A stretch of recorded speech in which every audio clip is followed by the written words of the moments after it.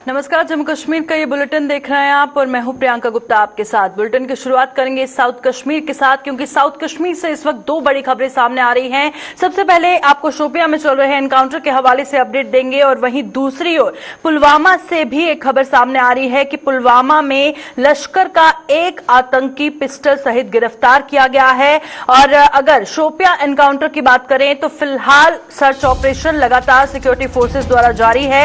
आज सुबह हुई मुठभेड़ में सुरक्षा बलों ने एक आतंकी मार गिराया था और मात्र 21 दिन पुराने आतंकी मुजीब लोन को सुरक्षा बलों ने इस एनकाउंटर में मारा है। और वहीं पर पुलवामा से आ रही बड़ी खबर की बात करते हैं, क्योंकि पुलवामा में एक लश्कर के आतंकी को पिस्टल सहित गिरफ्तार किया गया है और बताया जा रहा है कि पुलवामा का निकलूरा गांव है जहां पर इस आतंकी को गिरफ्तार किया गया है और साथ ही हथियार भी बरामद किए गए हैं। वहीं पर पुलवामा के हवाले से बात करें तो एक ऑर्डिनेंस सर्च ऑपरेशन चलाया गया था 55 RR आर्मी और 182 CRPF द्वारा निकलूरा गांव में, जिसके बाद एक आतंकी को गिरफ्तार किया गया है। तो चलिए रुक करते हैं, हमारे साथ हमारे सीनियर साथी सैयद तजम्मुल इस्लाम ज्वाइन कर चुके हैं। तजम्मुल, दो बड़ी खबरें आ रही हैं, एक शोपियां एनकाउंटर के हवाले से और वहीं पुलवामा से भी खबर आ रही है। सबसे पहले आप शोपियां एनकाउंटर के हवाले से जो ताजा अपडेट है वो बताइएगा। देखिए, शोपियान ऑपरेशन जो है वो कॉल ऑफ कर दिया गया। अभी जो जम्मू कश्मीर पुलिस और CRPF और 55 राष्ट्रीय राइफल्स जो है इस एरिया में अभी वापस निकलने की तैयारी कर रहा है। लेकिन इस एरिया में एक लोकल मिलिटेंट जिसका ताल्लुक रेडबनी से बताया जाता है, उसके मारे जाने की इत्तला जम्मू कश्मीर पुलिस ने अपने ट्विटर हैंडल पे दे दी और कहा कि एक बस्ती के अंदर सुबह इन्हें इत्तला मिली थी कि इलाके में एक मिलिटेंट मौजूद है, जिसके बाद सर्च ऑपरेशन प्रियंका काफी देर तक चला और रात 2 बजे अक्सर में इस एरिया के बारे में जम्मू कश्मीर पुलिस और आर्मी को जानकारी हासिल हुई थी। लेकिन उसके बाद 5 बजे सुबह जो है फायरिंग का आगाज हुआ और कुछ घंटों तक फायरिंग की आवाजें सुनाई देने के बाद जम्मू कश्मीर पुलिस ने ट्विटर हैंडल पर इस खबर के हवाले से अपनी तफसीलात बता दी, जिसमें उन्होंने कहा कि एक लोकल मिलिटेंट मारा जा चुका है। ऑपरेशन के दौरान एक पिस्टल और 3 राउंड्स भी जब्त किए गए हैं। और जिसके बाद अभी जिस दूसरी खबर के बारे में आप बताते हैं कि शमीम सोफी है, ये निकरूरा शोपियान का पुलवामा का है और पुलवामा में ऑर्चर्ड्स के अंदर जम्मू कश्मीर पुलिस और आर्मी और CRPF ने ऑपरेशन चलाया, जिसमें आर्मी ने अभी दावा किया कि चैलेंज करने के बाद एक मिलिटेंट को पकड़ा गया है और जो कि एक ऑर्चर्ड में बैठा था, जिसके बाद उससे भी काफी कोशिश की गई कि वो सरेंडर करे, गोलियां न चलाए। जिसके बाद आर्मी ने दावा किया कि उसे जिंदा गिरफ्तार किया जा चुका है। शोपियान और पुलवामा में दक्षिणी कश्मीर के कई इलाकों में इस तरह के सर्च ऑपरेशन, इस तरह के कासूस चलाने का सिलसिला काफी टाइम से है और बीते दिनों में आपको याद होगा कि साउथ कश्मीर के बाद नॉर्थ कश्मीर में भी कई एक झड़पों में मिलिटेंटों को भी मारा जा चुका है। लेकिन साउथ कश्मीर अभी भी, जब तक आप इस ऑपरेशन की बात करते हैं, आहिस्ता आहिस्ता जो है सिक्योरिटी फोर्सेस जो है वो इस इलाके से वापस निकल रहे हैं। बिल्कुल, वहीं पर जिस तरह से ये बताया जा रहा है कि जिस आतंकी को पुलवामा में पकड़ा गया है लश्कर तैयबा से ताल्लुक रखता है, और क्या पहचान हुई है कि कहाँ का रहने वाला है और क्या कुछ उसके बारे में जानकारी सामने आ रही है? प्रियंका, ये लोकल मिलिटेंट है और लोकल मिलिटेंट शमीम अहमद सोफी, जो कि इसी इलाके से था जहां पर निकोरा, जहां पर ऑपरेशन चला था, सर्च ऑपरेशन, और बताया गया कि एक पिस्टल और कुछ राउंड जब्त किए गए हैं। और इस गिरफ्तार शुदा मिलिटेंट के बारे में मजीद तहकीकात जो है उससे ये बात सामने आई कि ये कुछ टाइम से मिलिटेंसी में शामिल हुआ था और लश्करी तोयबा में था और LET के कमांडर के तौर पर इस एरिया में था। और जम्मू कश्मीर पुलिस ने दावा किया कि उसे गिरफ्तार किया गया। गिरफ्तारी के बाद उसके कब्जे से एक पिस्टल और कुछ राउंड जो है वो जब्त किए गए हैं। और अभी चूंकि जिस इलाके में यह सर्च ऑपरेशन चला था ये खुले बागात थे, ऑर्चर्ड्स था, ओपन लैंड था और जिसके बाद फायरिंग का कोई वाकया पेश नहीं आया और इस ऑपरेशन को पुलिस ने स्मूथली क्लोज करने का भी दावा किया। बिल्कुल, आखिर में शोपियां एनकाउंटर के हवाले से बताइएगा, ग्राउंड पर क्या सिचुएशन है, क्योंकि सुबह 5 बजे से लगातार एनकाउंटर चल रहा था जिसमें एक आतंकी मार गिराया गया है। पर वहीं पर अभी क्योंकि ये रिहायशी इलाका है और रिहायशी इलाके में सबसे बड़ा चैलेंज होता है सबसे पहले सिविलियंस को वहां सेफली निकालना, तो फिलहाल कहाँ रिस्ट्रिक्शंस वहां पर अभी देखी जा रही हैं? देखिए, ये ऑपरेशन भी बड़ा स्मूथली चला, क्योंकि जो हमारे जराए हैं, जो ग्राउंड जीरो पे हमारे साथी हैं, उनके मुताबिक किसी बस्ती में ये मिलिटेंट की मौजूदगी की इत्तला मिलने के बाद इस एरिया को कॉर्डन ऑफ किया गया, सर्च ऑपरेशन चला और बताया जाता है कि जिस मकान के अंदर मिलिटेंट था उसकी झड़प जो है वो मकान के बाहर हुई, यानी उसके जो बाकी जमीनात आसपास में है वहां पे हुई हैं। लिहाजा कोई ज्यादा नुकसान की अभी तक इतला नहीं है और इलाके में धरना प्रदर्शन न हो, लॉ एंड ऑर्डर को मेंटेन करने के लिए अभी भी फोर्सेस जो है वहां पर मौजूद है और आहिस्ता आहिस्ता करके अब शिफ्ट एंड ऑपरेशन फॉलो किया गया है ऑफिशियली, लेकिन आहिस्ता आहिस्ता जाते जाते क्योंकि उस एरिया में जहां पर एक मिलिटेंट मारा गया हो, कहीं एहतजाज ना हो, कहीं दीगर मामलात ना हो, जिसकी वजह से अभी भी डेप्लॉयमेंट इस इलाके में प्रियंका मौजूद है। जी शुक्रिया तजम्मुल, तमाम जानकारी फराहम करने के लिए। सैयद तजम्मुल इस्लाम हमारे साथ ज्वाइन किए हुए थे, जो एनकाउंटर के हवाले से भी बात कर रहे थे और बात कर रहे थे जिस तरह में से पुलवामा में एक पिस्टल सहित लश्कर के एक आतंकी को गिरफ्तार किया गया है जो कि मुकामी बताया जा रहा है और शोपिया एनकाउंटर में फिलहाल सिक्योरिटी फोर्सेज द्वारा सर्च ऑपरेशन चलाया जा रहा है।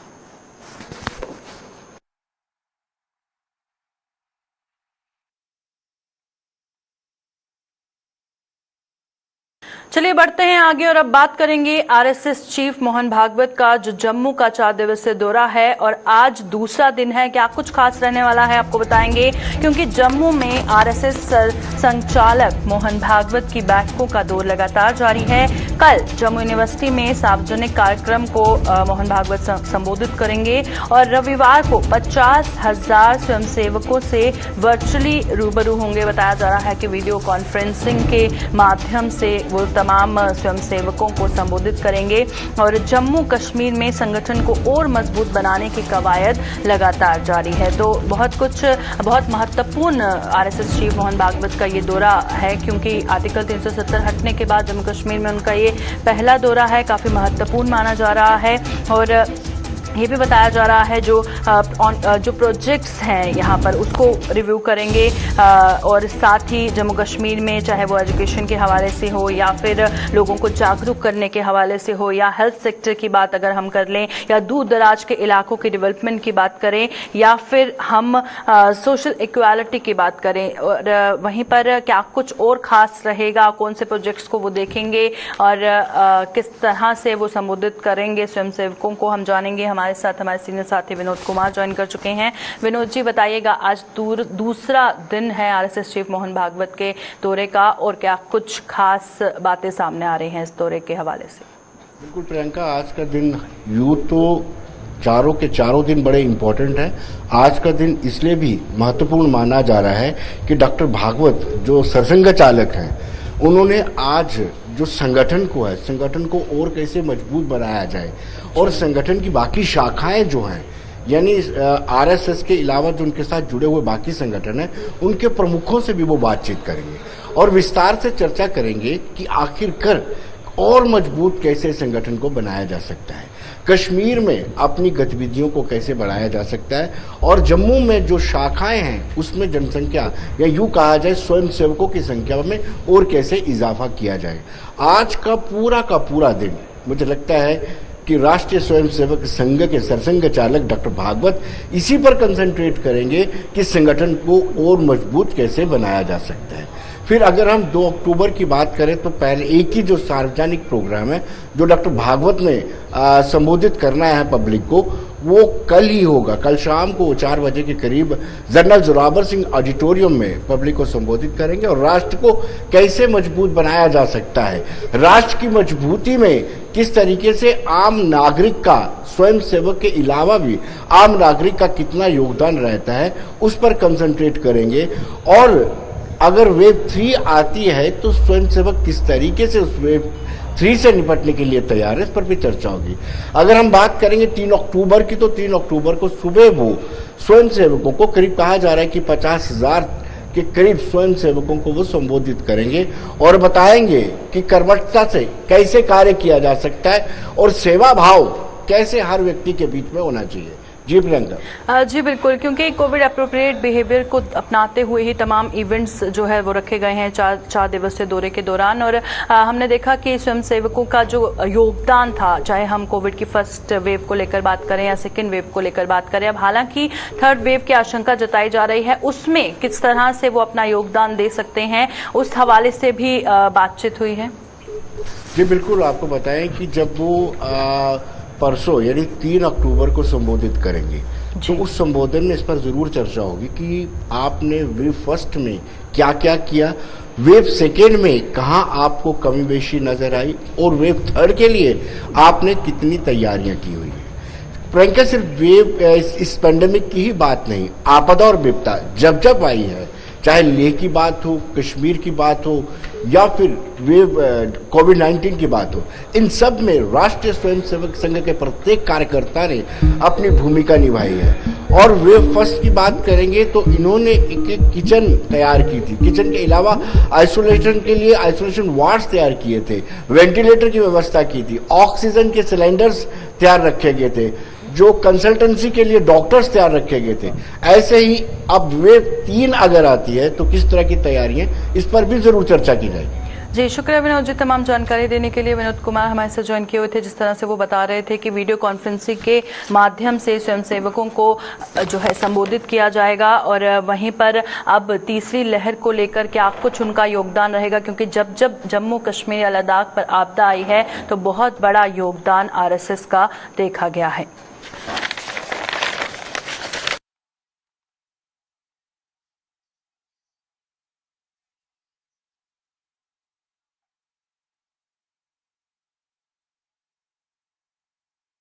चलिए अब बात करते हैं राजौरी की, क्योंकि राजौरी के थना मंडी इलाके में जिस तरह से बच्चों की रिपोर्ट, अगर हम आरटीपीसीआर में बात करें तो नेगेटिव आई है और उससे पहले जो रैपिड टेस्टिंग उनकी की गई थी उसमें उन बच्चों की रिपोर्ट पॉजिटिव आई थी। अब इसे लेकर ये जो मामला है वो तूल पकड़ता हुआ नजर आ रहा है, क्योंकि बच्चों के अभिभावकों में बेहद रोष देखा जा रहा है। उनकी मांग है कि मामले की निष्पक्ष जांच होनी चाहिए।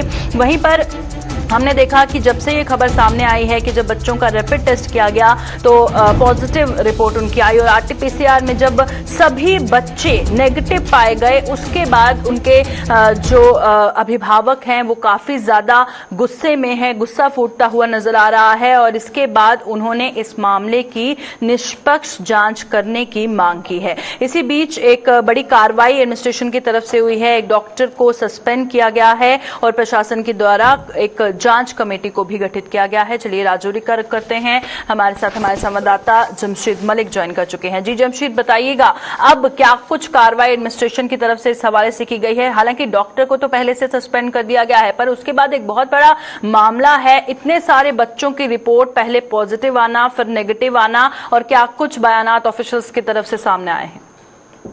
इनका बिल्कुल जिस तरह थाना मंडी का मामला सामने आया था और उसके बाद जब 32 बच्चे पॉजिटिव आए और उसके बाद दूसरे दिन उनकी रिपोर्ट नेगेटिव आई, हालांकि उसके बाद प्रशासन ने जरूर एक डॉक्टर को सस्पेंड कर दिया, मगर लोगों की तरफ से लगातार मांग की जा रही है कि इसकी बड़े पैमाने पर इंक्वायरी करवाई जाए, क्योंकि उसके बाद कुछ लोगों के जब क्लोज कंटेक्ट के लोगों के टेस्ट करने का सिलसिला शुरू किया गया तो उसमें भी कुछ लोग जब वॉलंटियर सामने आए, उसमें से एक वॉलंटियर ऐसा सामने आया जिसने अपना टेस्ट करवाया, उसको भी वहां स्पॉट पे रिपोर्ट पे ये कहा गया कि आपकी रिपोर्ट नेगेटिव है, मगर 20 मिनट के बाद उसको कॉल करके ये कहा गया कि आपकी रिपोर्ट पॉजिटिव है, मगर उसने फिर दोबारा अपना टेस्ट कराया, उसकी रिपोर्ट दोबारा नेगेटिव आई और ये मामला बढ़ता ही जा रहा है दिन ब दिन, जिसके चलते लोगों की तरफ से लगातार अब ये मांग की जा रही है कि इस पे बड़े पैमाने पे इंक्वायरी करवाई जाए, क्योंकि या तो किट्स में प्रॉब्लम है या किसी साजिश के तहत ये पॉजिटिव लाए जा रहे हैं। ये सब देखते हुए अब लोगों की तरफ से बड़े पैमाने पर इसकी मांग की जा रही है कि इसकी बड़े पैमाने पर इंक्वायरी की जाए।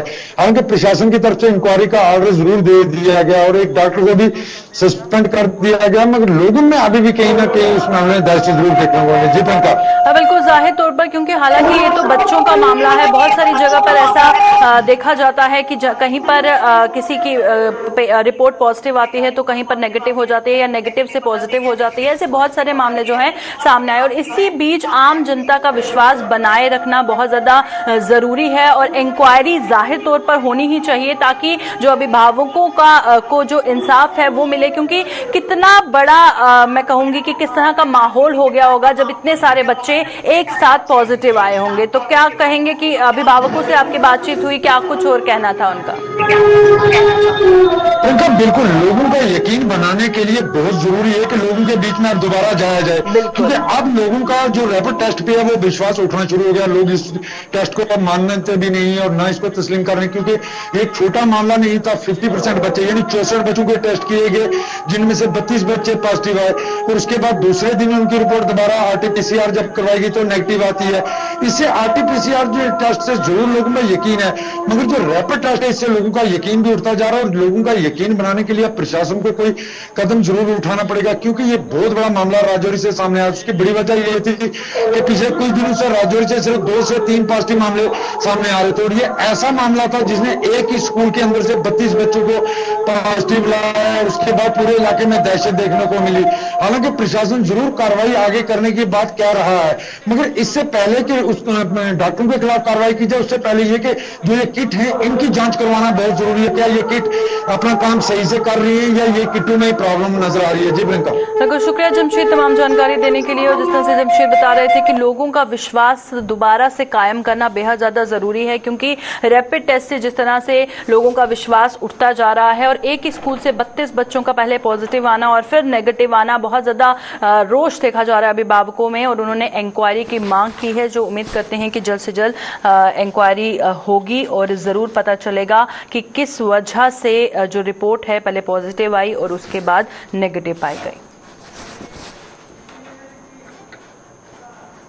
स्मार्ट सिटी इनिशिएटिव के तहत जम्मू की खूबसूरती में 4 चांद लगाकर इसे और स्मार्ट बनाने की कोशिशें की जा रही हैं।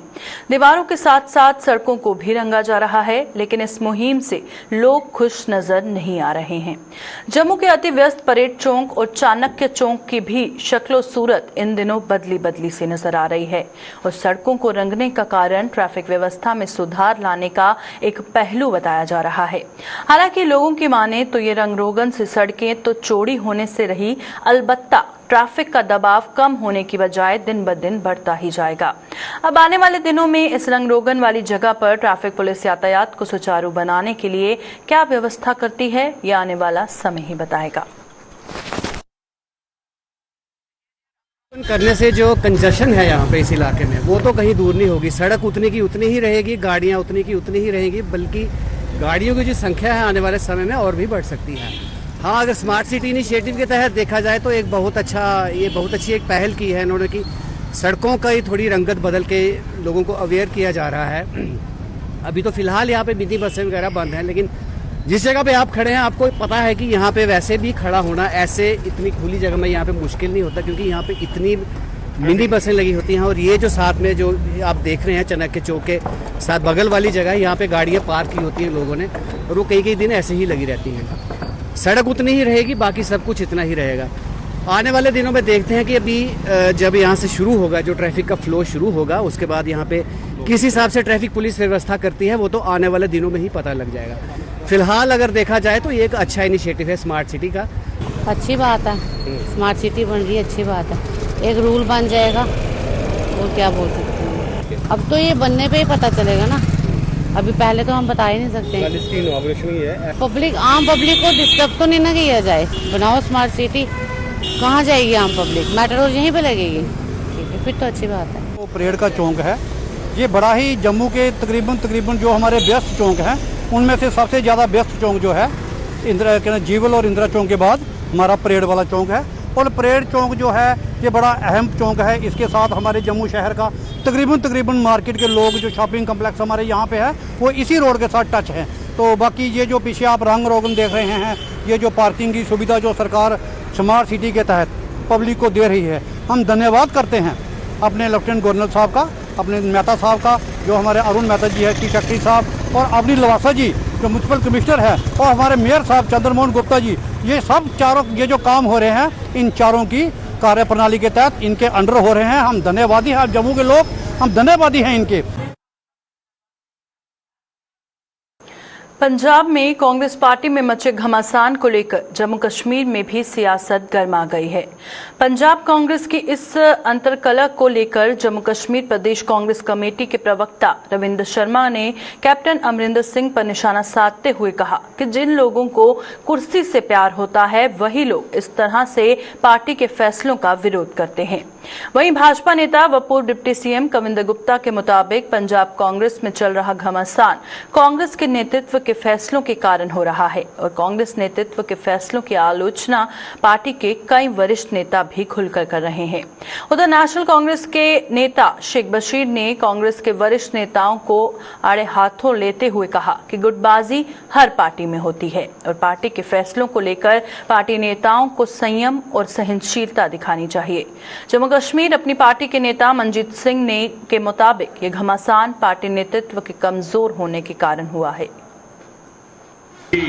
सत्ता परिवर्तन या कोई कदम जो है वो हाईकमान लेती है उस वक्त पता नहीं होता, लेकिन उनको ज़रूर मालूम होता है कि कहाँ क्या इशारा है और क्या वजह है। इसलिए पंजाब के अंदर बड़े लंबे अरसे से कैप्टन अमरिंदर सिंह साहब को मौका दिया गया। अगर आज थोड़ी देर के लिए किसी और को मौका दिया गया और ख़ास करके एक वो भी दलित समाज से वर्ग से हैं, लायल पार्टी के विधायक 30 बार रहे और गरीब परिवार से अगर उनको मौका दिया गया, मुझे लगता है कि त्याग के लिए पार्टी के नेताओं को तैयार रहना चाहिए। जिनको पार्टी से प्यार हो, जिनको सिर्फ कुर्सी से प्यार हो तो वो शायद ये चीज़ें कबूल नहीं करते। और सिद्धू जी की बात रही, वो भारतीय जनता पार्टी से छोड़ करके 5 साल पहले आए थे और उसके बाद वो पार्टी में आए, उनको सम्मान दिया गया और उनको बहुत बड़ा सम्मान दिया गया क्योंकि पार्टी में प्रदेश अध्यक्ष का पद मुख्यमंत्री से भी ज़्यादा सम्मानित है तंजीम के लिहाज से। और अगर वो सिर्फ मुख्यमंत्री के लिए ही ये दाव पेच कर रहे हैं तो मैं समझता हूँ जायज़ नहीं, और लॉयल्टी जो है उसका लिहाज जो है पार्टी को करना चाहिए। जितनी उठा पटक सरकार होते हुए भी हुई है तो इससे साफ लगता है कि जो भी लोग वहाँ हैं सब सत्ता के लालची हैं। हालांकि उनकी पार्टी के ही मनीष तिवारी और कपिल सिब्बल और गुलाम नबी आज़ाद जैसे नेताओं ने पहले ही कहा है कि जिस प्रकार के निर्णय होते हैं वो सभी का जो व्यू लेकर के निर्णय नहीं होते। तो आज ये हम साफ जाहिर होता है कि जो लीडरशिप कांग्रेस की है, सोनिया गांधी से लेकर के राहुल गांधी तक, उनकी क्या सोच है कि कांग्रेस में तबाही हुई है। जहाँ तक इनके मिलने का सवाल है तो निश्चय ही जब जहाज डूबेगा तो जो एक कुछ अच्छे नेता हैं वो कोई किसी तरह से जाएंगे। और कैप्टन साहब ने क्या साफ कह दिया है कि जिस प्रकार से पार्टी में उनका तिरस्कार किया गया है, उनको नकारा गया है, तो एक बेइज्जती करके इस तरह से निकलना तो वो काफ़ी लंबे समय से जब पंजाब की राजनीति में रहे, उनका निर्णय लेना उनका स्वाभाविक बात है कि वो कहीं और जाकर के निर्णय लेंगे। बात यह है कि कांग्रेस को फायदा कहाँ अभी हो रहा है, अभी तो नुकसान ही हो रहा है। लेकिन ये भी मैं आपको बताऊं कि कौन सी पार्टी है जहां गुटबंदी नहीं। हर पार्टी के अंदर गुटबंदी है और हर पार्टी के अंदर जो है इसमें सिर्फ एक जो मैं कहूँगा वो ये होता है कि हर पार्टी के अंदर एक टॉलरेंस होना चाहिए कि अगर कहीं सी जगह से कोई सुझाव आता है, अगर किसी जगह से कोई किसी प्रोग्राम की मुखालफत होती है तो उसको डीपली देखना चाहिए कि इसकी मुखालफत क्यों हो रही है, और विद इन दी पार्टी अगर होती है तो वो भी एक्सेप्ट करनी चाहिए, उसको डिस्कस करना चाहिए। तो कुछ चीज़ें आप जगह जिस तरह गुलाम नबी आज़ाद साहब की आप बात करते हैं, अब गुलाम नबी आज़ाद साहब हुकूमत में चीफ मिनिस्टर भी रहे, सेंटर में बहुत अर्सा तक सेंट्रल मिनिस्टर रहे, कैबिनेट मिनिस्टर रहे। तो आज जब वो बात करते हैं मीडिया में तो मुझे अफसोस होता है। कुछ बातें अगर वो जाके सोनिया गांधी और राहुल गांधी से करें तो उसमें मीडिया में बात करने की जरूरत नहीं पड़ती। उसमें हो रही है, इसका जवाब तो कांग्रेस का प्रवक्ता ही दे सकता है। लेकिन मैं इतना ये जरूर कहूँगा कि जब पॉलिटिकल पार्टी उनकी लीडरशिप जब कमज़ोर हो जाती है तो इस किस्म के जो हैं उथल पुथल देखने में सामने आते हैं। आज कांग्रेस की नेशनल लेवल पे डिसीजन लेने की जो उनकी कैपेसिटी है वो नहीं है, सही फैसले नहीं कर पा रहे। उससे कांग्रेस के हर स्टेट में ग्रुपिज्म है और ग्रुपिज्म की वजह से आहिस्ता आहिस्ता पार्टी जो है वो पिछड़ती जा रही है।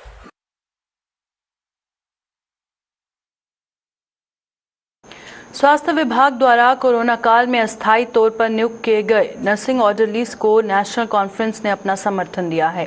नेशनल कॉन्फ्रेंस ने हालांकि दावा किया है कि इन लोगों को समर्थन देकर राजनीतिक लाभ नहीं दिया जा रहा, बल्कि सामाजिक जिम्मेदारी के तौर पर अब अस्थायी नौकरी से भी निकाल बाहर कर दिए गए इन युवाओं का दुख दर्द महसूस किया जा रहा है।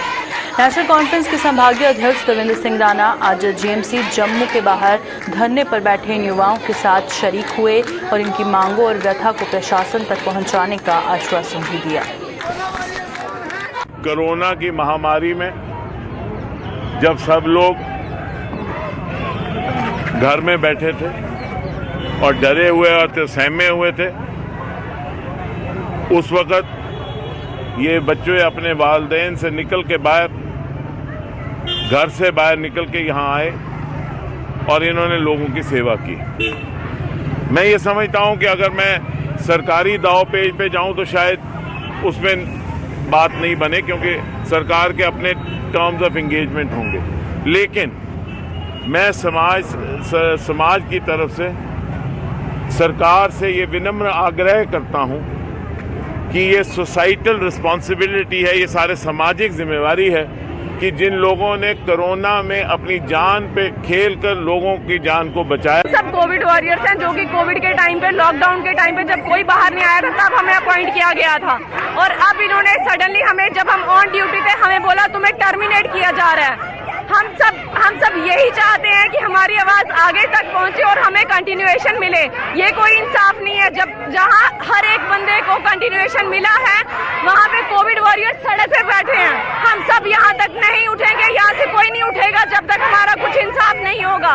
We want continuation. उस टाइम हमारे लिए थालियां भी बजाई जा रही थी, और इस टाइम हमें क्या कुछ भी नहीं दिया जा रहा है। फूल बरसाए जा रहे थे उस टाइम की ये कोरोना वॉरियर्स हैं, ये लोग काम कर रहे हैं। उस टाइम हमने कितनी पॉपुलेशन को हमने बचाया, क्या किया उस टाइम, सारा काम हम।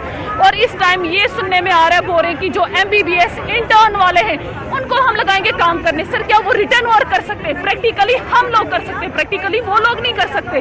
प्रैक्टिकली उनको नहीं आता है, प्रैक्टिकली क्या करेंगे वो लोग? प्रैक्टिकली में हमने क्या, यहाँ पे कोई भी 10th या 12th वाला नहीं, यहाँ पे सारे हैं GNM, post BSc nursing and MSc nursing and कुछ लोग PhD वाले भी हैं। यहाँ पे सारे पोस्ट ग्रेजुएट बटे हैं यहाँ पे, जो भी यहाँ पे बैठे हुए हैं सर। उसके अलावा हमारी यही रिक्वेस्ट है LG सर से, हमारे गवर्नर से, यही हर एक से रिक्वेस्ट है कि हमारे बारे में सोचा जाए और हमें कंटिन्यूएशन चाहिए बस।